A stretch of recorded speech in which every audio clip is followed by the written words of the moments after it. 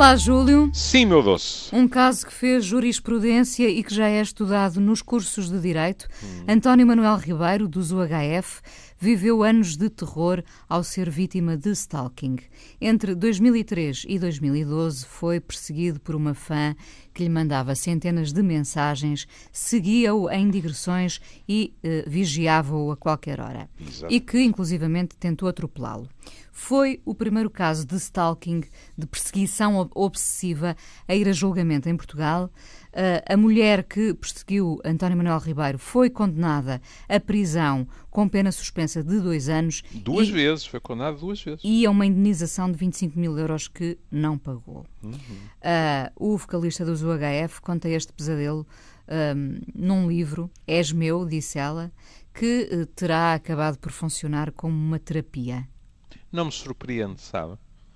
Foram anos de muito desgaste, não é? E a escrita, e ser escrita.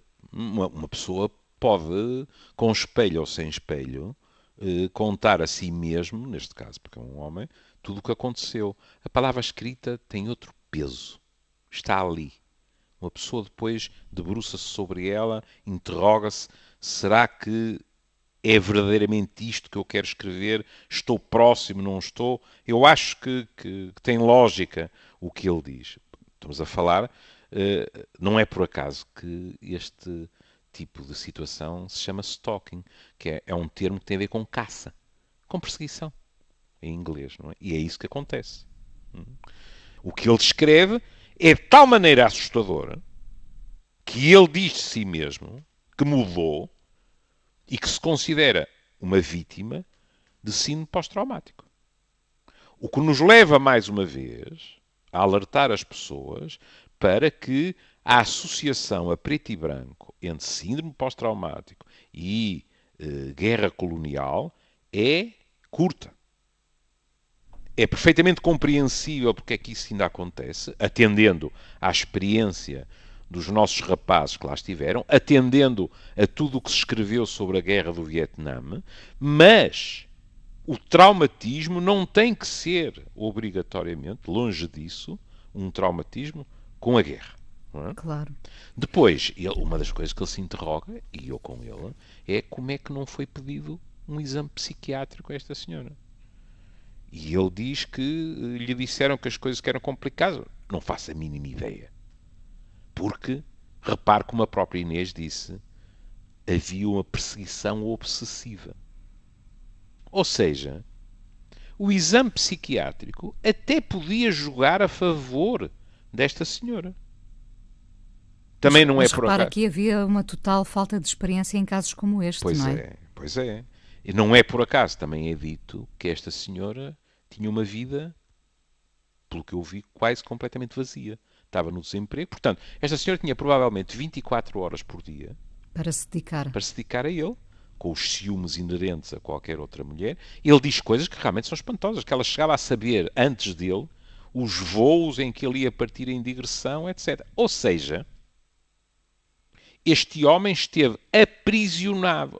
E muita gente dirá que exagero no verbo. Olhem que não é. Eu tenho a certeza que ele passava a vida a olhar por cima do ombro. Claro. Não é?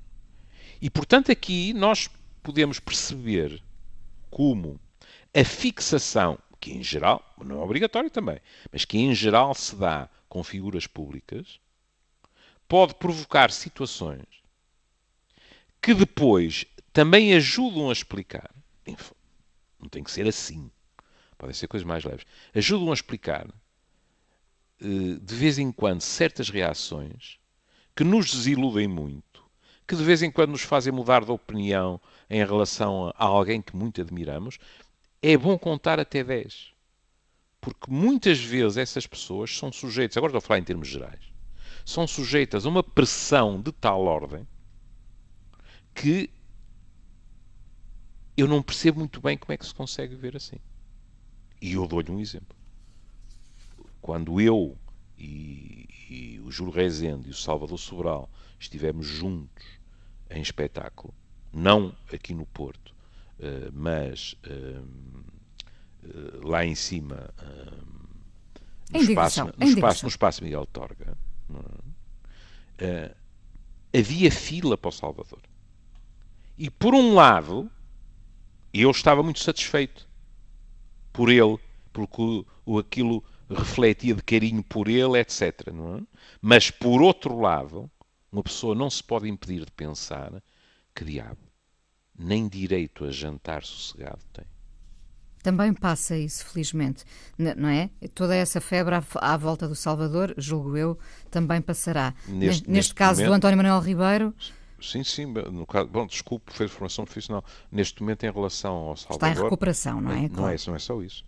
É que multidões em cima de Salvador, neste momento, não é bom, porque vírus temos todos, etc, claro, etc. E, portanto, claro. não é uma boa ideia. Não é? Neste caso do António Manuel Ribeiro, foram 9 anos de pesadelo, que estão, então, registados em livro. Repare que ele até diz, desculpe, que não contou à mãe para a poupar. Claro, imagino. Júlio, vamos embora. Beijinho, um beijinho, até amanhã.